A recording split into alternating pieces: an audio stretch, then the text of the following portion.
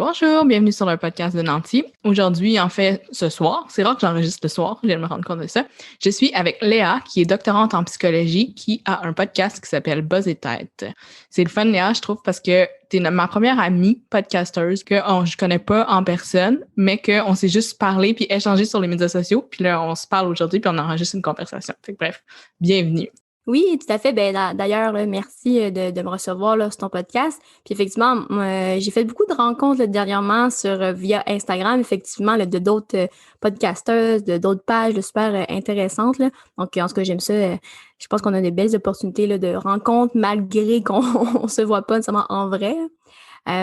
Puis oui, pour faire suite à ce que tu disais, effectivement, je suis doctorante en psychologie à l'UQAM.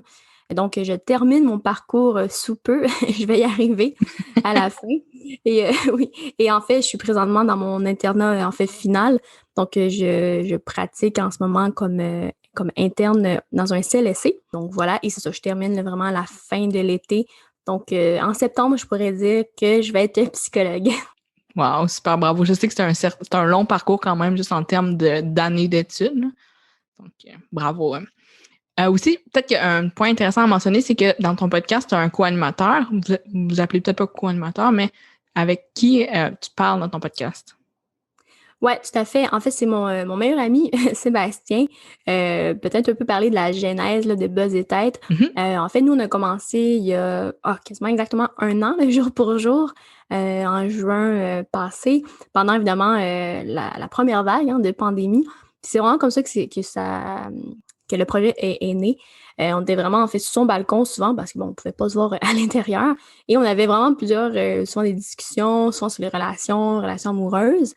Et c'est lui qui a fait « Hey, si on en faisait un podcast, tu sais. » Puis bon, évidemment, moi, je suis en psychologie. Lui n'est pas du tout là, dans le domaine. Il est concepteur de jeux vidéo. Et donc, c'est ça qu'on trouvait vraiment intéressant dans le sens que lui, il a le rôle de ce qu'on appelle la nouille sympathique. Là. Il dit lui-même, là, donc c'est pas péjoratif. Mais c'est ça, on aimait vraiment cette idée-là, de si quelqu'un on espère, là, si quelqu'un écoute le podcast, mais dans le sens que n'importe qui, en fait, qui tombe sur ce podcast-là, on voulait que ce soit accessible. Donc, pas seulement, par exemple, de jeunes professionnels, de professionnels dans le domaine, puis je pense au sens large là, par rapport à tout ce qui est relation d'aide. Donc, on voulait vraiment que ça soit de la vulgarisation, que n'importe qui étudie en plomberie, en mécanique, en peu importe, comme dentiste, par exemple, pourrait très bien comprendre ce dont on parle. Et on le voyait vraiment beaucoup comme une conversation. Là. Même là, on est dans notre 2e saison et on a justement reçu là, plusieurs invités. Et c'est vraiment ça pour nous. C'était pas, on n'a pas nécessairement des questions là, prévues. C'est vraiment une conversation. On veut y aller un peu comme avec toi, mais on veut y aller justement avec ce qui vient comme si on était là, dans notre salon puis qu'ensemble, on discutait là, à 3. Et donc, voilà. Fait que le but, c'était vraiment de vulgariser. Oui, la psychologie, bon, tu sais, tout ce qui est, mettons, anxiété, les types d'attachement, troubles de personnalité, donc ça, de vulgariser ça. Et comme je disais, dans le fond, on a fait comme un 20 épisodes, donc ce qu'on appelle notre première saison. Je pense que ça nous a amené jusqu'aux fêtes, on a pris une pause, puis on a recommencé là, à peu près en février-mars, donc pour notre 2e saison. Et là, on a ajouté des invités. Mm-hmm. Mais donc, voilà. Super. T'es venu sur mon Instagram, puis ensuite, je suis allée voir ton Instagram. Et là, je me suis dit, j'adore la psychologie. Moi, je suis toujours curieuse. Je me suis dit, je vais écouter les épisodes. Puis là, je me suis dit, c'est vraiment intéressant. Mais tu sais, moi, j'ai passé outre mon anxiété, puis peut-être même mes tocs. Donc, j'ai pas tant besoin d'écouter ce podcast-là. Finalement, 2-3 semaines après, j'ai eu une espèce de comme meltdown. Puis je me suis dit, non, merde, finalement, j'ai besoin encore d'un psychologue puis de repartir, disons, une thérapie. Fait que ça, peut-être que j'en parlerai plus tard, mais je trouve ça le fun, la manière que tu le dis aussi avec ton ami Sébastien, même ton meilleur ami Sébastien, qui est normalement ton co-animateur puis ta nouille sympathique. Fait qu'aujourd'hui, peut-être que je serai une nouille sympathique aussi. T'as touché un petit peu ce point-là, puis tu dis, mettons le plombier, peut-être qu'il y aurait besoin d'en apprendre plus sur les thérapies. Est-ce que tu crois que tout le monde devrait être en thérapie? Tout le monde, n'importe qui? C'est une bonne question. C'est sûr que je dis toujours l'expression « je vais prêcher pour ma paroisse » dans le sens que on pourrait dire que oui. Puis tu sais, je pense que tu avais nommé est-ce que ça existe d'avoir une santé mentale parfaite, par exemple? Je pense qu'il faut le voir peut-être différemment parce que de mon expérience, par exemple, en CLSC, il y a des gens qui viennent consulter pour la première fois.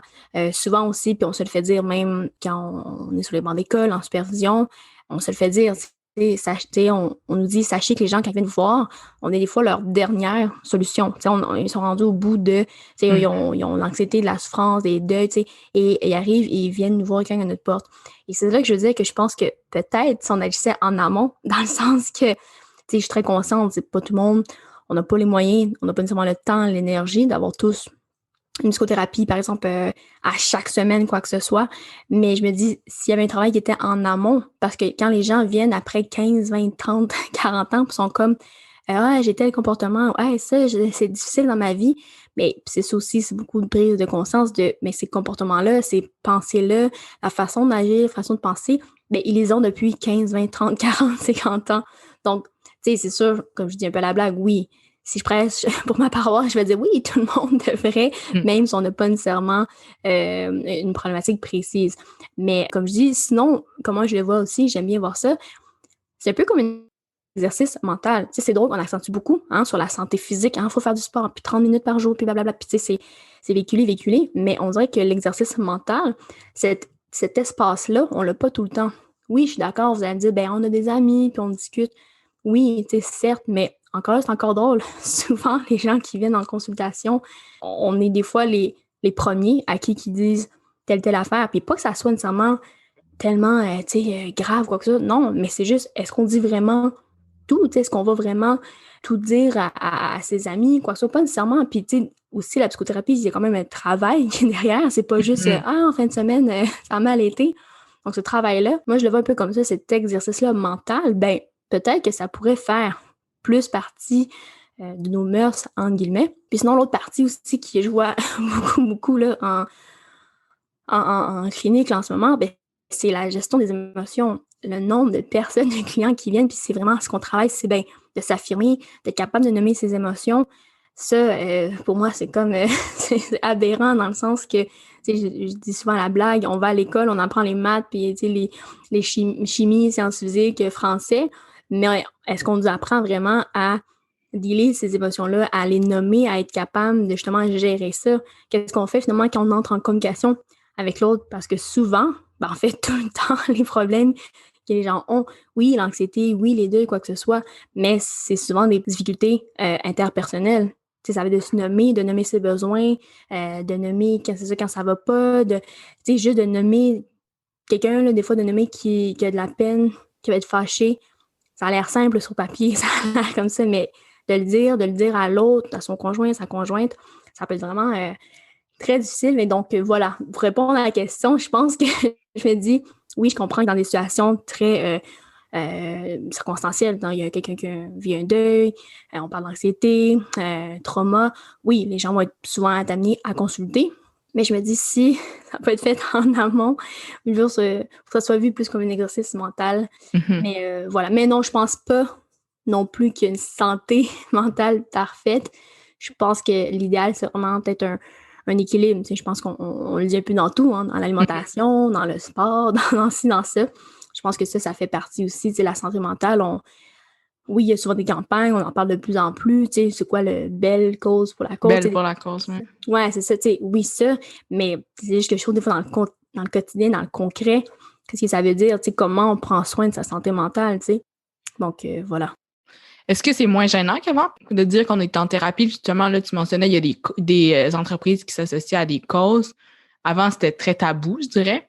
Mais là, est-ce que ça l'est moins de parler de nos problèmes je sais même pas si c'est le bon mot, problème de santé mentale? Ça aussi, je me suis posé la question. C'est sûr que, moi, étant dans le domaine, dans le milieu, mes collègues, mes amis, on est pas mal tous soit TS, psycho, psychiatre. Je me suis demandé, je dis, est-ce que ça apparaît, dans le sens que c'est plus facile de le nommer maintenant? Moi, c'est sûr, je dirais, oui. Mais je pense quand même que oui. Je pense qu'il reste encore beaucoup là, de travail à faire dans le sens que je pense pas que c'est dans tous les milieux, dans toutes les familles, par exemple, que ça serait ouvertement dit. Mais j'ai l'impression de plus en plus, c'est quelque chose qui est plus accessible, c'est quelque chose qui est associé à être que c'est sain, même. Alors qu'avant, effectivement, je pense que c'était comme, tu vas un psy, tu dois avoir des problèmes, puis ça doit comme, il se passe de quoi chez toi, tu sais. Alors que maintenant, je pense que c'est ça de plus en plus, ben, au contraire, c'est de dire, hey, ben, je vais chercher les outils pour m'aider ou, hey, tu sais, je suis capable de demander de l'aide, tu sais. Donc, je pense que oui, c'est mieux qu'avant, mais je pense pas que c'est non plus à 100% accepté ou bien vu partout. Un exemple, ben là, c'est sûr que c'est pas nécessairement au Québec, mais tu sais, mettons en France, je sais que c'est encore très, très mal vu. Caché. Ouais, c'est ça. Donc, je pense que peu à peu, ça devient de plus en plus accessible. En même temps, j'ai l'impression, tu sais, comme ben, pendant la pandémie, on sait qu'il y a eu une hausse des demandes. On sait que les listes d'attente, ça rallonge de plus en plus là, chez les psys, là, au privé ou évidemment c'est laissé milieu public. Fait que ça, c'est quand même un bon signe. Ça veut dire que les gens veulent consulter s'il y a quand même une petite liste d'attente. Essayons de voir le côté, Oui, le bon côté. oui, c'est bon signe. En même temps, c'est signe que ça va mal. mais oui, c'est bon signe qu'il y a des gens qui sont prêtes à consulter. Mais comme je dis, tu sais, idéalement, je me dis, mon Dieu, si c'était fait en amont, tu sais, au lieu d'attendre le point où finalement ça va si mal, tu sais. J'ai envie d'ajouter une petite anecdote. J'ai dit que je voulais recommencer une thérapie. Puis si on s'en était déjà parlé, j'avais juste pas fait le bon type de thérapie, puis on va en reparler plus tard. Mais j'ai contacté ma cousine qui est psychologue et elle m'a dit qu'elle allait, comme ça m'aider à trouver la bonne personne pour moi, justement avec le bon type. Puis elle m'a dit, ah oui, en passant, je vais pas parler de ta démarche à notre famille, étant donné que c'est confidentiel entre elle et moi. Puis je dis, quand tu peux en parler à n'importe qui, ça me dérange pas. Je vais même en parler sur mon podcast. Donc, c'est certain qu'éventuellement, ma famille va en parler. Donc, moi, je trouve pas que c'est gênant. Puis justement, pour me donner une petite tape dans le dos, quand j'ai eu cette crise-là, disons, d'anxiété il y a quelques semaines, tu sais, oui, ça m'a fait de quoi, mais le lendemain, je me suis dit, je vais tout de suite commencer à chercher un thérapeute, puis de comme repartir ça. Puis justement, j'étais tellement contente de pouvoir faire ce travail-là en amont avant, comme tu as dit, avant que ça aille trop loin ou que ça recommence d'avoir des crises. Fait que bref, moi, je trouve que c'est vraiment pas gênant, puis je trouve que c'est une force de voir toi-même que tu as besoin de ça. Puis juste un dernier bout avant que tu nous expliques comment bien trouver le bon thérapeute. Tu sais, comme j'ai enregistré un épisode de podcast la semaine passée qui disait que je voulais faire de plus en plus du coaching, soit pour le marketing, soit pour l'état d'esprit avec notre relation avec l'argent. Puis on dirait que j'étais plus gênée de dire ça, que je voulais devenir coach, que j'allais commencer une thérapie, probablement parce que j'ai des TOC, là, des troubles obsessionnels compulsifs. Fait que bref, c'était mes deux petites anecdotes. Peut-être que tu sais ça, tu pourrais nous parler de comment trouver le bon thérapeute. Moi, j'ai eu la chance d'être aiguillée par ma cousine dans ma famille, mais c'est pas tout le monde qui a accès nécessairement à des psychologues. Ouais, tout à fait. Ben, moi, souvent, ce que je conseille, c'est d'aller sur le site déjà de l'ordre psy.qc.ca. Donc, c'est l'ordre des psys du Québec. Donc, c'est vraiment pas négligeable. Pourquoi? Parce qu'en fait, si vous faites une recherche, il va y avoir plusieurs informations pour les clients. Mais si vous faites une recherche par approche, par votre adresse même, votre code postal, faites une recherche par c'est quoi la problématique, en fait, ils vont vous donner comme une liste de psy. Donc ça, d'une part, ça peut être ça qui est fait. Autre point, je pense moi, en tout cas, pour moi, c'était super important parce que moi-même, j'ai une psy. Pour moi, c'était super important la proximité, que je parle physique, que la personne, que du moins le bureau, soit près de chez moi. Moi, je me disais, si, mettons, en plus, je me tape 1 heure de voyagement pour y aller, on sait que ça peut entraver beaucoup. Donc, tu sais, je sais que ça peut paraître banal comme ça, mais c'est des choses à considérer. Tu sais, c'est pas nécessairement toujours facile d'aller en thérapie. Des fois, j'ai même mes clients qui me disent ce matin, t'es comment, c'est épuisant de venir ici. Ben oui. C'est ça, on travaille. Mais donc, en tout cas, moi, je me disais, si en plus, il faut que je m'ajoute 1 heure, tu sais. Donc, c'est pour ça, d'où l'intérêt de mettre son code postal. Et il va y avoir une liste là, qui va apparaître. Donc, il y a ça de 1. Après, trouver le bon psychologue. Il y a plusieurs choses à savoir dans le sens que, oui, la proximité. Après, il peut avoir l'orientation. Dans quelle orientation il ou elle travaille davantage. On peut revenir là, de c'est quoi les orientations. Il y a ça, évidemment. Je dirais surtout aussi les problématiques visées. Là, c'est sûr, on peut faire aussi distinction entre privé puis public. Là, je parle peut-être plus là, du privé, mais de voir la problématique, parce que si vous consultez pour l'anxiété, attaque de panique, versus que vous consultez pour un trauma, c'est peut-être pas la même chose. Ce que je veux dire, c'est que la différence, c'est qu'en CLSC, souvent, ils sont peut-être plus généralistes dans le sens parce qu'on appelle comme moi, mettons, je travaille, c'est programme santé mentale première ligne. Donc, c'est vraiment on accueille, en guillemets, tout. C'est ça, c'est vraiment une première ligne. Donc, c'est peut-être plus large. Mais, par exemple, si vous avez le choix, l'opportunité d'être au privé, c'est sûr que ça peut aider. Si, comme je dis, si vous vous consultez uniquement pour l'anxiété ou même, vous vous dites, hey, moi, c'est des problèmes... mettons que mes enfants, ou c'est des problèmes conjugaux, ça peut être ça aussi. Et sur l'ordre, le site de l'ordre, habituellement, quand vous cliquez sur le nom du psychologue, il y a toute une fiche qui apparaît. Je vous dis, là, vous pouvez, c'est plate à dire, mais vous pouvez magasiner le psychologue. Et c'est ça, j'ai dit, c'est plate à dire, mais en même temps, c'est ça que vous avez cette opportunité-là. Je pense que c'est possible de le faire. Pourquoi? Parce que c'est important que vous sentez en confiance avec le ou la psy à qui vous allez travailler. Tu sais, comme je dis, c'est pas rien. Là. Vous allez probablement dire des choses, comme je disais, que vous n'avez jamais dites à personne. Donc, il faut avoir quand même ce minimum, en tout cas même, je veux dire, beaucoup de confiance envers cette personne-là. Donc, oui, de bien, en tout cas, pas dire magasiner, mais de bien le choisir. Après, vous allez dire, ouais, mais c'est un peu difficile sur papier. Je suis d'accord, mais je pense que c'est une première étape. Donc, regarder, comme je dis, mettons, sur le site ou de façon générale, puis de voir, c'est quoi, c'est son champ d'expertise. Tu sais, la personne, OK, elle habite proche de chez vous, OK, ça a l'air intéressant, mais elle travaille plus, justement, avec, je sais pas, mettons, les enfants autistes. Ouais, peut-être que ce sera pas nécessairement bien pour vous, tu sais. Fait que, c'est des détails que, si on n'a jamais consulté, on n'a jamais regardé, on ne sait peut-être pas nécessairement, tu sais. Donc, déjà, je pense faire ce premier... tri-là, de vraiment, OK, qui est alentour de chez moi, OK, c'est quoi les problématiques? Puis, tu sais, moi, je veux dire en toute honnêteté, je pense que ça le dit aussi depuis quelle année le ou la psy travaille. Puis ça aussi, ça peut indiquer, tu sais, est-ce que vous recherchez quelqu'un qui va être beaucoup plus âgé, ou au contraire, vous dites, ah non, moi, je voudrais quelqu'un, qui soit plus de mon âge, ça peut paraître banal, mais ça aussi, c'est important. Donc, de voir, fait que la personne, ça a été écrit d'habitude, exerce depuis, mettons, 2013, 2020. Donc, vous pouvez voir aussi, ça peut, tu sais, il faut vraiment pas le nier, ça peut, pour certains, ça peut rassurer. Puis peut-être que ça peut être trompeur, peut-être, mais quand même de regarder ces choses-là. Donc, le champ d'expertise, l'expérience, où est-ce que la personne, son bureau se situe. Donc, il y a déjà ce premier tri-là. Après, évidemment, il y a ce qu'on appelle le premier contact téléphonique. Ça, c'est si, comme je vous dis, si vous tombez pas sur quelqu'un qui n'a plus de place, ça arrive aussi. Moi, ça m'est arrivé, j'avais fait un appel, puis déjà sur la boîte vocale, la personne disait « je ne prends plus de nouveaux clients ». Ça, souvent, ça va être dit d'emblée, donc vous pouvez appeler quelqu'un d'autre. C'est ça aussi, essayez peut-être de vous en prendre plus qu'un numéro, ça peut arriver. Et donc, ce contact-là aussi est quand même très important, encore là, oui, vous avez vu des choses sur papier, sur ce qui était écrit. Encore là, c'est quand même propre à chacun. Je pense que je pense pas que c'est obligatoire de tout remplir les champs. Il y a des psys qui vont tout remplir, ils vont dire hey, moi je travaille là-dedans. Il y en a qui vont même rajouter du texte. D'autres, ça va être vraiment les informations de base. Donc, une fois qu'on a lu ça, c'est ça, c'est de contacter la personne. Bon, si mettons, on dit oui, bon, j'ai des disponibilités, OK. Puis, vous pouvez reparler de ça, de voir, OK, hey, j'ai vu telle affaire, tu sais, moi, quand j'ai consulté pour telle affaire, est-ce que c'est dans vos cordes? Est-ce que, tu sais, pour vrai, puis je sais, des fois, on peut être gêné de faire ce travail-là, tu sais, voyons, tu sais.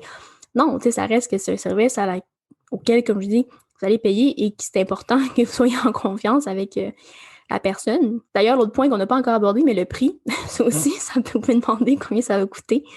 D'ailleurs, là, si jamais vous demandez, là, c'est même sur le site de l'ordre, j'ai regardé tout à l'heure, on estime à peu près entre 80 et 130 de l'heure, ou à peu près pour 50 minutes.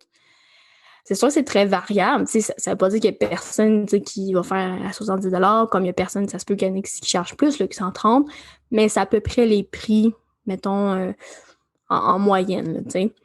Donc, c'est sûr, oui, c'est sûr que je parle du privé, c'est sûr que c'est quand même considérable. Mais donc, il y a ça aussi, évidemment, n'hésitez pas à le demander parce que c'est pas toutes les psys qui vont l'écrire nécessairement. Moi, je vous parle de par rapport si vous passez par l'ordre. Après, je veux dire, il y a plein d'autres cliniques privées que vous pouvez regarder directement, mais c'est ça, après, c'est pas toujours facile si on connaît pas les cliniques.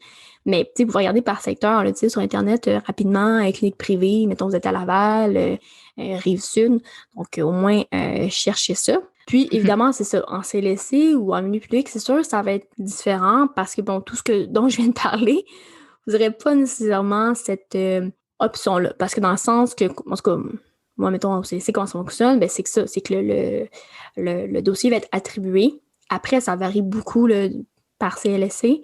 Il y a des CLSC, c'est comment ça va fonctionner, c'est que dans l'équipe, justement, les professionnels vont regarder, par exemple, le dossier. Puis bon, ben, exemple, quelqu'un qui consulte pour des troubles alimentaires, ben, on va peut-être l'attitrer à la personne qui travaille davantage avec les troubles alimentaires. Donc, déjà, il peut y avoir un premier tri qui s'est fait au sein de l'équipe. Donc, ça. Soit dit en passant, c'est pas impossible. Je sais que ça peut être fait une demande. Mettons, vous voyez que ça fonctionne vraiment pas. Par exemple, avec le ou la psychologue en milieu public, c'est pas impossible. Vous pouvez demander un changement. Mais là, je dis ça sous toute réserve, dans le sens que si vous consultez, il y a un psy, peut-être pas. Mais tu sais, je sais que si, mettons, il y a une équipe, ça peut être fait. Mais après, bon, comme je dis, c'est propre à chacun des CLSC, à mon avis. Mais il y a ça quand même qui peut être fait, là. Donc je dirais ça, c'est peut-être ces formalités-là qui sont importantes. Après aussi, ce qui est important à savoir, c'est vous pouvez effectivement, en guillemets, vous donner, tu sais, peut-être quelques séances, 1, 2, 3 séances, de voir, ben, OK, je suis à l'aise. C'est sûr qu'on peut se donner du temps aussi. Et il y a certains psys aussi qui peuvent faire aussi l'inverse, dans le sens qu'ils se donnent quand même ce droit-là, on va dire ça, mais dans le sens que, parce que pour eux autres aussi, c'est pas nécessairement gagnant si, comme je vous dis, soit qu'ils sont pas, ils se rendent compte que c'est pas nécessairement la problématique dans laquelle ils travaillent, parce que c'est bien beau de dire, ah, moi, je vais travailler telle affaire. Des fois, on se rend compte finalement, oups, il y a plus de choses, oups, c'est quelque chose de plus, je sais pas, plus précis qu'on pensait. Donc, autant le psy là, peut aussi faire, oh, OK, ben finalement, c'est peut-être pas. C'est pas moi. C'est peut-être pas ça dont je suis expert.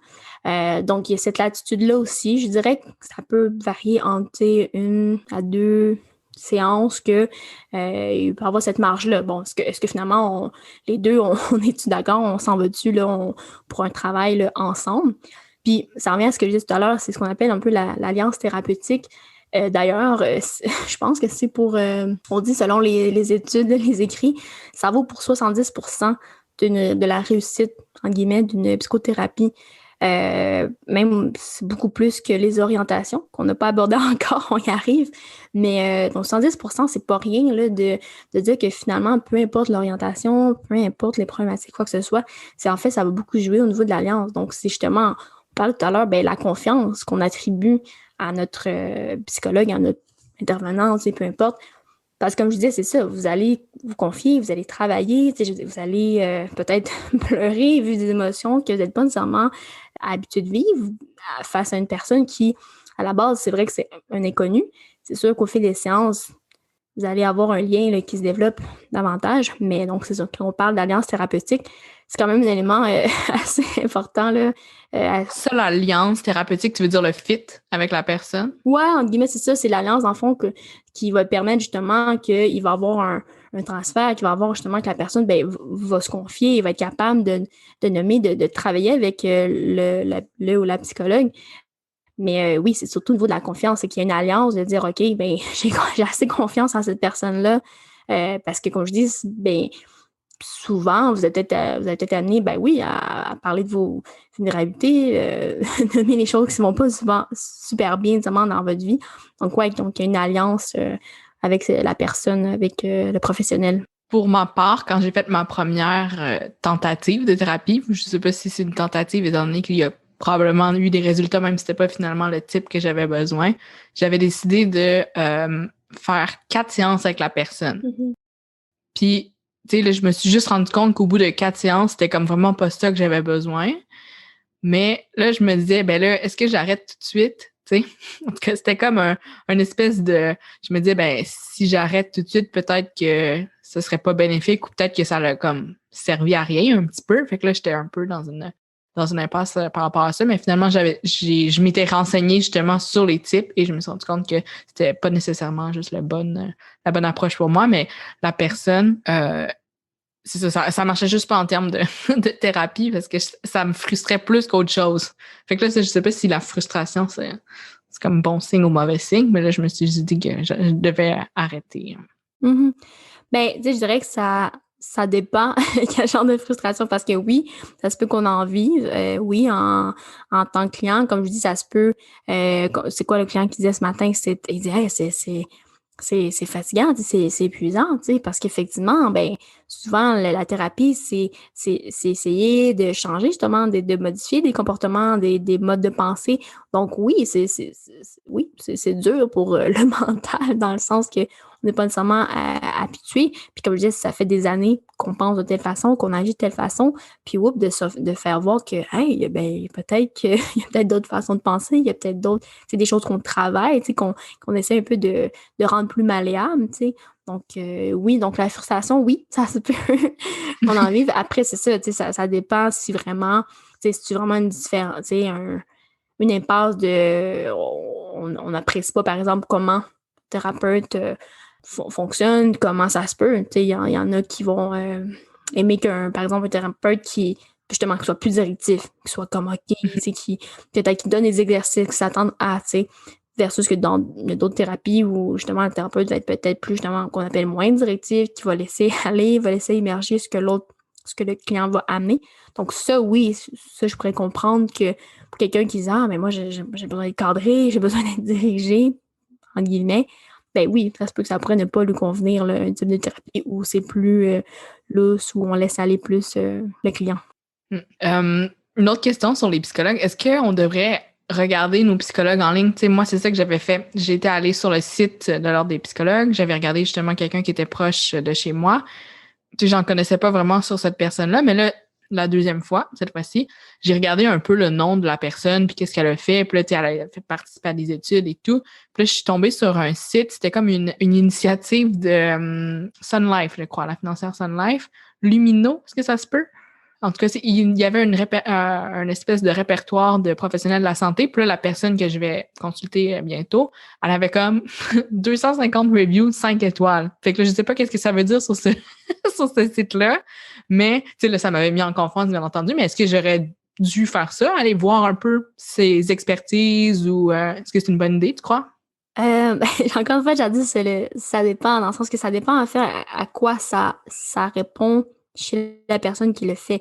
Moi, mon ancien superviseur avait déjà dit, bah, de façon générale, attendez-vous que les gens vont googler votre nom. Tu sais, par exemple, tu sais, moi, par exemple, ben, je sais que si on tape mon nom, je travaille pour un organisme à Montréal d'ailleurs. J'ai donné une conférence, par exemple, pour la ville de Laval. Donc oui, mon nom va ressortir, puis bon, ça va être associé. Est-ce que c'est bon, mauvais d'aller voir? Comme je disais, je pense que ça dépend du besoin. Est-ce que, tu sais, si quelqu'un, justement, très peut-être anxieuse, va dire « Ah, OK, je vais aller voir, tu sais, est-ce que la personne est compétente? » Puis c'est très drôle parce que, mettons, dans l'exemple que tu donnes, ben, quelqu'un, justement, pourrait dire, ça pourrait rassurer. « Ah, mon Dieu, OK, la psy, elle cotée le 5 étoiles partout, parfait, tu sais, ah, cool. » Mais d'autres, justement, on pourrait même avoir l'effet inverse de dire « Oh, mais là, mon Dieu, là, c'est avec moi, mettons, elle réussit pas, qu'est-ce que ça veut dire sur moi? » Fait que, on peut voir déjà, on est déjà là. C'est très psy, là, un peu justement de le pourquoi du comportement qui est derrière. Mais donc, c'est ça.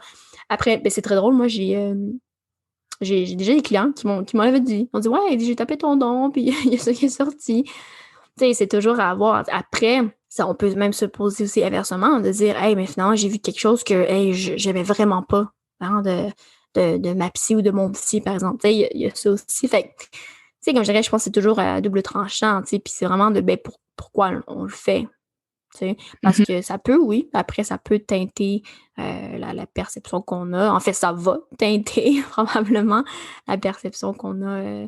Mais c'est vrai qu'il y a quand même cet aspect-là, tu sais, comme tu nommes, des fois de curiosité, de hey, c'est qui mon psy? Parce que c'est vrai, dans cette relation-là, on n'est pas là pour le psy. De façon générale, la psy va pas être dans l'autodévoilement là, beaucoup de sa personne. On n'est pas là pour ça. Donc, je sais que c'est vrai que ça peut, cette curiosité-là, ça peut des fois animer les clients. Puis à l'inverse, comme tu as dit, j'avais tapé une autre personne plus proche de chez nous, puis j'avais écrit son nom, puis là, mettons, ça l'avait dit que cette personne-là avait été radiée pendant 1 semaine. Fait que là, c'est sûr que bien entendu, ça a fait l'effet inverse de comme 5 étoiles, 300 reviews. Donc, tu sais, c'est sûr que ça m'avait comme... La raison a été écrite de pourquoi cette personne-là avait été radiée.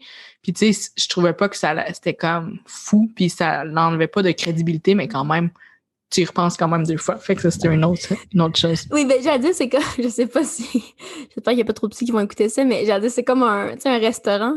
Mettons, avant d'y aller, on va regarder les reviews. Mais quand puis là, on voit, il y avait, je sais pas, mettons, la saleté dans le restaurant, des mulots. On va être comme, je vais y aller finalement, tu sais.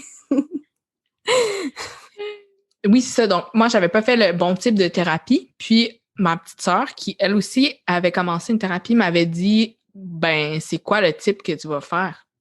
Puis, j'étais rendue déjà à la 3e séance avec la personne, puis je le savais même pas. Donc, là, après, j'avais demandé, puis là, je me suis rendu compte en allant lire sur le type. J'avais commencé une thérapie humaniste. Mm-hmm. Et justement, c'était pas assez cadré. Quel terme tu as utilisé? C'était pas assez... ouais, directif. Directif pour moi, parce que moi, je veux plus comme ABC. Dis-moi quoi faire, dis-moi comment être. Non, pas tant que ça, mais j'avais plus besoin d'encadrement. Fait que, je sais pas si tu veux parler un petit peu des différents types les plus connus. Là. J'imagine qu'il y en a comme des milliers, là, mais... Ben pas tant, je pense pas. Ouais, tout à fait. Les plus populaires, il y en a 3, je te dirais. Sur l'ordre, j'ai vu qu'il y en avait 4, fait que je peux nommer ces 4-là. C'est les 3 mêmes plus le 4e.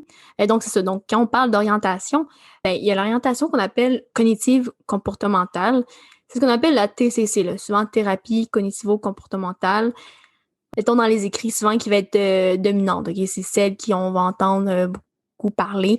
Elle est basée vraiment sur l'idée que les difficultés psychologiques vont être liées, dans le fond, à nos pensées ou à des comportements inadéquats. Okay? Donc, c'est très, justement, ça dit dans le mot, là, très comportemental ou cognitif, hein, cognitivo-comportemental, ça le dit. Et donc, c'est ça, c'est qu'on va travailler très concrètement, en guillemets, le comportement, les pensées. Je donne un exemple. Pardon, j'ai des clients justement qui ont travaillé l'anxiété. Ben, si la cliente, le client me dit, hey, moi, je vis tellement d'anxiété que je suis pas capable de sortir dehors puis aller faire mon épicerie. Bon, mais pour travailler ça, il y a cet aspect-là très comportemental. On peut même, ce qu'on parle d'exposition, se dire, ben, OK, comment, par exemple, mettons, l'objectif, c'est d'arriver à sortir de chez vous, d'aller à l'épicerie. Bon, mais qu'est-ce qui peut être fait avant? Bon, mais ça serait, par exemple, je sais pas, est-ce que c'est possible de le faire en étant accompagné? OK, ben ça a bien fonctionné. J'étais rassurée quand j'étais, mettons, avec mon ami. OK. Puis là, peu à peu, ben, fait que vous voyez un peu l'idée, c'est ce que j'appelle la technique escalier. Dans le sens que c'est souvent ça, c'est que les personnes ont un objectif. Par exemple, comme je dis, c'est d'aller, ben, OK, de sortir dehors tout seul, hein, être capable de faire l'épicerie. Mais c'est que souvent, ils ne font pas des contre-marches ou des petites marches. C'est comme si on souhaiterait que demain matin, je sois capable d'y aller, finalement, faire l'épicerie tout seul. Oui, c'est bien beau, mais souvent, c'est ce qui des fois peut paralyser. C'est que la marche est tellement haute. En fait, c'est l'escalier au complet. Alors que graduellement, et c'est exactement ça l'exposition, graduellement, c'est de se dire, ben, comme je disais, OK, on va y aller avec un ami. OK, on va y aller dans les heures où est-ce que c'est moins achalandé. OK, donc de voir qu'est-ce qui peut être fait pour se rendre à l'objectif. Donc ça, c'est ce qu'on appelle, bon, habituellement, c'est ce trait TCC, axé sur le comportement, sur les pensées. Je vais quand même nommer les orientations après. Je vais faire mon petit bémol, évidemment. Mais donc ça, je vous explique ce qui, mettons, serait, là, si on pense à TCC, c'était plus cette image-là. Il y a ce qu'on appelle aussi, ben, c'est ça, l'orientation plus humaniste. Des fois, on ajoute aussi existentiel humaniste. Bon, c'est vraiment l'idée, on l'associe beaucoup, je dis les grands, pas cliché, c'est vrai, mais à Carl Rogers. C'est des fois, mettons, quand on a un cours de psy là, au bac ou genre au cégep, c'est ce qu'on entendrait. Donc, c'est ça. Donc, c'est vraiment associé que on croit fermement que l'être humain va avoir les ressources là, nécessaires pour se réaliser, pour se rétablir aussi. Donc, c'est de croire justement en les capacités de l'individu. Le but, c'est évidemment quand même, hein, on veut chercher justement à amener la personne à être consciente de ses difficultés, à les comprendre, à prendre des décisions justement dans le but d'agir en fonction de ce qu'elle est et ce qu'elle ressent. Donc, on veut vraiment centrer, ça dit un peu, sur l'individu, sur l'humain qui est derrière ça. Aussi, une grande différence, en guillemets, mettons par le passé, souvent l'humanisme, c'est c'était plus associé justement à essayer de rétablir un peu l'écart dans la thérapie. Parce que on recule là, dans les années il y a longtemps, ben souvent, c'est ça, c'est que le professionnel, le psychologue, le thérapeute était vu justement comme l'expert. Tu sais, il y avait beaucoup cet accord-là, en tout cas, souvent qui prédominait. Tu sais, c'est que lui va savoir pour moi, puis alors que l'humaniste, c'est ça, voulait rétablir au contraire l'écart et se dire que non, c'était une relation justement, l'alliance thérapeutique, on parlait même de neutralité bienveillante, que vraiment que le thérapeute, le psychologue était aussi prenait part à cette relation-là. Donc ça, il y a quand même ça comme dans les valeurs humanistes. L'autre, évidemment, qui est celui qu'on entend beaucoup, là, tout ce qui est en fait la psychodynamique, qui est justement influencé par la psychanalyse, donc en Freud, évidemment, ça c'est l'image classique, le divan, le être couché, puis justement, là, cette idée-là que le psychologue d'en arrière, là, prend des notes, c'est comme un peu les clichés de Freud. Dans cette optique-là, c'est ça, c'est qu'on va établir un lien entre les difficultés actuelles, en fond, du client, et on va souvent les lier à ses expériences passées. Alors, on va parler justement de conflits refoulés, hein, tout ce qui, mettons, l'inconscient, des trucs non résolus. Puis c'est ça, c'est qu'on dans cette thérapie-là, par exemple, c'est qu'on va on veut amener justement un client à prendre conscience de ces influences-là, de ces conflits-là non résolus qu'on traîne souvent depuis notre enfance. C'est pas Freud là, qui disait que c'était comme toujours la faute de nos parents, de la mère en particulier. Mais donc, c'est ça. Hein? Fait que c'est vraiment accentué sur le problème actuel, c'est parce que les choses sont non résolues du passé et que c'est comme graduellement, on voudrait là, s'en dégager. Donc ça, c'est vraiment les trois là, classiques, vraiment là, très courants là, qu'on entend, là, qui dominent.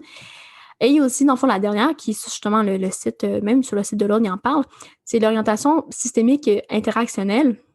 En fait, c'est surtout le systémique qui est important, là, dans le sens que c'est juste de considérer que les problèmes d'une personne vont surgir et se maintenir, mais dans le fait qu'elle est en interaction, justement, entre elle, par exemple, et l'entourage. Donc, c'est souvent ça, tu sais, quand on parle d'un aspect systémique, ben je dirais que dans CLC, des fois, on retrouve plus ça, ou tu sais, quand des fois, les travailleurs sociaux, par exemple, vont peut-être plus travailler cet aspect-là, l'aspect de la famille, que finalement, ben, des fois, on entend beaucoup ça, c'est que finalement, oui, si on travaille avec une personne, mais son milieu n'était jamais travaillé, ben, c'est un peu ça. Alors que là, c'est qu'on essaie de modifier ben, les relations entre la personne et son entourage. Donc, vraiment le système ou les systèmes dans lesquels elle évolue. Des fois, on peut même voir justement qu'un psychologue, qu'un intervenant va rencontrer par exemple, ces personnes-là. C'est pour ça que je mets un bémol, mais... Est-ce que ce serait l'équivalent d'une thérapie de couple ou c'est différent? Ben oui, dans cette idée-là, oui, on pourrait dire que c'est plus systémique, mais une thérapie de couple pourrait très bien être aussi d'approche d'un humaniste. Je pense que c'est cette idée-là. Mais c'est ça, donc, que je disais, en CLSC ou, tu sais, en milieu, mettons, public, on verrait plus ça souvent. Tu sais, c'est comme plus, je pense, normal dans l'imaginaire qu'un travail social, mettons, ben, il va chez la personne. Moi, par exemple, en CLSC, ben, moi, j'ai une cliente que j'ai suivie, mais elle avait eu un suivi un an avant avec une de mes collègues qui est travailleuse sociale. Puis pourtant, ben, elle était allée chez la cliente. Elle avait vu ses enfants, elle avait vu le milieu. Alors que moi, ben, il y a très peu de chances là, que je me déplacerais, par exemple, chez la personne. Comme je disais, tout ça, c'est très théorique, hein, sur papier. Puis même si vous allez sur l'Ordre, le site de l'Ordre, vous allez tous les voir pour faire des recherches. Mais comme je disais tout à l'heure, c'est que finalement, on s'aperçoit que souvent, ça, c'est assez rare que c'est très rigide. Il y en a qui, vous allez me dire, il y a des psys qui vont dire « Oh, et moi, je suis telle approche, puis c'est comme ça que je conçois les problèmes, je conçois ci. » Ça va être des fois un langage qui va être différent. Hein. Par exemple, peut-être en psychodynamique, on va peut-être plus parler justement d'inconscient, du moi, de ci, de ça. Versus qu'en TCC, c'est peut-être pas les termes qu'on utiliserait. Mais comme je dis, entre la théorie et la pratique, souvent les psys vont dire, c'est ça, ce qu'on appelle un peu une approche éclectique, c'est que oui, souvent, il va peut-être avoir une approche qui est plus dominante dans ce sens-là. Je parle pour un psy, mettons dans ses études, il va dire hey, moi, c'est ce qui m'accroche plus. Mais dans le concret, comme je dis, face au client, ben, il faut aussi, c'est comme drôle à dire, mais il faut aussi s'adapter. Je reviens à l'exemple que je disais, moi, Dans mes études, j'étais plus justement, j'ai fait même mon stage en approche plus humaniste. Un peu, bon, humaniste, un peu TCC, parce que mon superviseur était les deux aussi. Mais ce que je veux dire, c'est qu'on a beau être, se dire, hey, moi, je suis d'approche-là, j'ai ces valeurs-là que, tu sais, que j'aime, puis tout. Oui, en pratique, c'est que finalement, ben, face à un client, comme je disais, moi, j'ai bien beau me dire, mettons ma cliente, que je me dis, ou, OK, je vais l'aider à ce qu'elle sorte faire l'épicerie. Ben, l'un n'empêche pas l'autre non plus. Peut-être que là, dans cette situation-là, c'était très comportemental parce que, ben, on voudrait qu'on veut aider au fonctionnement. On veut que, ben oui, on aimerait ça que la personne soit capable, dans les prochaines semaines, prochains mois, de sortir. Versus que, par exemple, oui, je dis pas que je le fais pas, là, d'aller justement voir ben, d'où ça part, hein, les conflits du passé. Mais après, il y a aussi, comme je dis, il y a d'autres choses. Je pense qu'il y a les limites, soit des attentes du client. Moi, j'ai bien beau dire à quelqu'un, ah oui, on va explorer le passé. Ouais, mais si la personne a dit, ouais, mais c'est pas ça en ce moment. Moi, en ce moment, ce qui me préoccupe, c'est ma rupture avec mon chum. Ouais, non, moi, ce qui me préoccupe, c'est mon déménagement en juillet. Ben, on va peut-être pas explorer le passé, tu sais. Inversement, il y a d'autres limites aussi. C'est ben, d'introspection, dans le sens que on n'a pas tous les mêmes capacités, comme je dis, on n'a pas tous les mêmes besoins. Ben, il y a ça aussi qu'on peut voir, tu sais, chez certaines personnes, ben, l'introspection, ça se peut qu'il y en ait moins, ça se peut que le travail soit un peu plus difficile, justement. L'introspection, c'est justement d'être capable de se remettre en question, d'être capable de revenir des centres, puis se dire, ah, OK, ouais, hey, telle affaire, j'avais pas vu comme ça, ou ah, OK, c'est vrai que c'est peut-être une piste de réflexion, tu sais, à laquelle j'ai pas pensé. Donc, tu sais, comme je dis, oui, l'orientation de base, j'ai l'impression que c'est de plus en plus rare qu'il y ait un psychologue qui va être vraiment genre, OK, moi, je suis comme ça, puis tu sais, je touche pas à rien d'autre. Peut-être plus en privé, mais comme je dirais en milieu public, en tout cas, de mon vécu, on va dire comme ça, c'est qu'ils ont été amenés à travailler souvent ben, avec justement des TS, d'autres psychoéducateurs. Donc, on est amenés justement à travailler avec d'autres personnes qui ont d'autres approches, qui ont d'autres si. Donc, en tout cas, moi, je pense, ça c'est plus moi, mais je pense que c'est tout gagnant pour le client, là, en fait, tu sais. Fait que, comme je disais tout à l'heure, dans ça, ça reste important. Puis même toi, dans ce que tu te mets dans ton expérience, ben effectivement. Puis ça peut être aussi, si vous, tu sais, vous dites, OK, non, moi, vraiment, c'est tel comportement, telle affaire là, qui, tu sais, qui m'angoisse, qui me donne du souci, ben oui, peut-être vous allez voir quelque chose de plus directif, plus cadré. D'ailleurs, ah oui, d'ailleurs, dans ce que j'ai nommé, TCC, normalement, ça s'associe à être très directif, humaniste un peu moins, et psychodynamique encore moins. Mais tu sais, il y en a qui vont dire, mon Dieu, ah non, moi, je me sens perdue. Puis j'ai déjà entendu, ah, moi, je me sens perdue. Tu sais, si la petite, elle dit rien ou elle me laisse aller, ben non, hey, je sens que je me perds dans mes propos, dans mes problématiques. Donc oui, il y a ça, je pense qu'il faut tenir compte quand on choisissez votre psy. Puis comme je disais, ben, l'alliance thérapeutique aussi, qui, je pense, devrait primer à la base. J'ai une dernière question pour toi. Peut-être une question vraiment à l'air de notre temps. Tu sais, en ce moment, je sais qu'il y avait des thérapeutes qui recevaient pas des gens chez eux, puis ils faisaient les thérapies via Zoom. Est-ce qu'il y a une différence à être en personne versus via vidéoconférence pour une thérapie? Ben, c'est très drôle parce que moi, j'ai vécu pas mal les trois, dans le sens que, tu sais, comme nous, moi, j'ai fait en présence, on dirait en présentiel, je fais du téléphone et je fais du Zoom. Et aussi, j'ai vécu plusieurs situations dans le sens que j'ai des clients que j'ai commencé en présentiel, qu'on a fini par téléphone ou d'autres présentiels à Zoom. Et j'ai aussi le cas que j'ai jamais vu, ces clients-là, et on a fait par téléphone. Sinon, il y en a que j'ai jamais vu non plus, mais c'était ben, en présentiel, c'était par Zoom. Donc, j'ai fait un peu de tout. Tu sais, je vais te répondre dans mon expérience aussi avec des discussions avec des collègues. J'avoue que moi, ça m'inquiétait. Tu sais, je me disais, mon Dieu, je dis, je vais pas filer la personne, le contact, on sait comment c'est donc important. Soit dit en passant, faut pas oublier qu'en présentiel, par exemple, on portait un masque. Fait que là, ça aussi, ça a été une grosse source de discussion parce que là, on est avec la personne, mais on voit pas plus son non-verbalité, on voit pas, c'est bizarre, mais on voit pas son 2/3 du visage, on voit pas ses expressions faciales. Fait que des fois, je trouvais que c'était quasiment mieux en Zoom parce que là, je voyais la personne, tu sais. Mais donc, moi aussi, effectivement, ça m'inquiétait. Je me disais, mon Dieu, comment je vais faire et tout. Et je voudrais qu'encore là, c'est sûr que oui, dans le monde idéal, moi, je pense que oui, ça serait en présence parce que comme je disais, le contact, tu sais, même moi, je peux... L'énergie. Oui, tu sais, moi, je peux même pas serrer la main des clients, ce que normalement on ferait. Tu sais, il y a aucun contact. Donc, oui, dans l'idéal, je pense que oui, ça devrait, j'espère, ça va perdurer même après la pandémie. J'espère qu'on va revenir au contact en présence et humain. Puis comme je dis aussi, j'ai l'impression, ben, comme je disais tout à l'heure, tu sais, quand mettons, la personne elle pleure ou quoi que ce soit, c'est des fois peut-être un peu plus dur de ressentir la chaleur quand tu sais, le petit est chez lui. Là, il attend un peu, tu sais, ah, ben, prenez un mouchoir, tu sais. Bon, j'en fais un peu une blague, mais c'est ça pareil.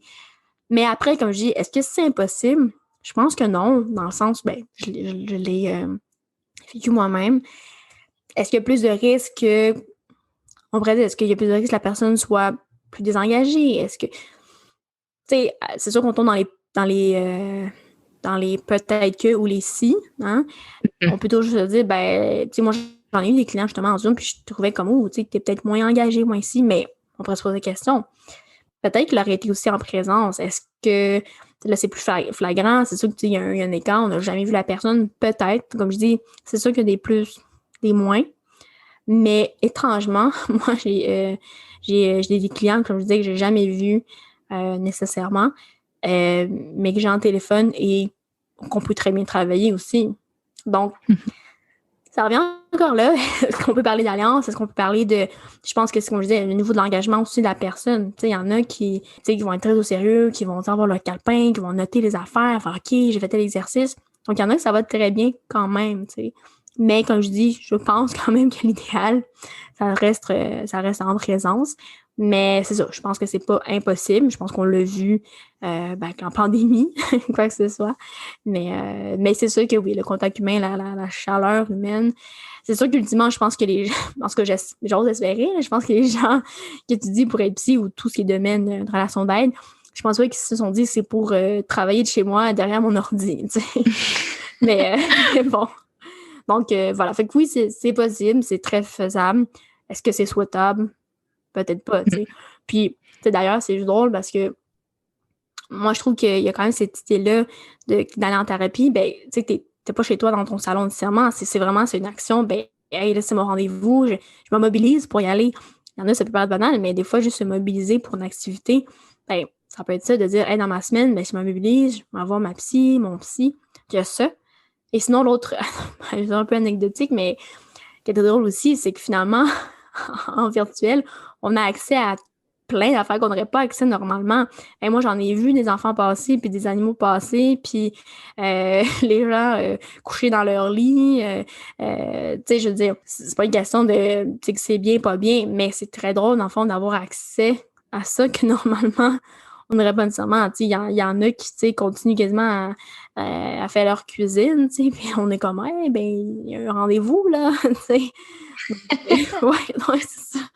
Mais ça, c'est bizarre parce que moi, justement, la manière que je le vois, c'est que ça va être du temps pour moi. Puis aussi, je pense à voix haute, là, mais mettons, j'ai rien à cacher, mais tu sais, si justement j'ai des choses à dire à mon psychologue ou à ma psychologue que je veux pas que d'autres entendent nécessairement, ben peut-être que je vais être plus gênée. Tu sais, je me dis, bon, ben là, mon mari est juste à côté de moi, peut-être qu'il écoute tout ce que je suis en train de dire dans son dos. Ouais, ben ça, c'est vrai que ça a été quand même une difficulté, oui, ben par rapport à la confidentialité.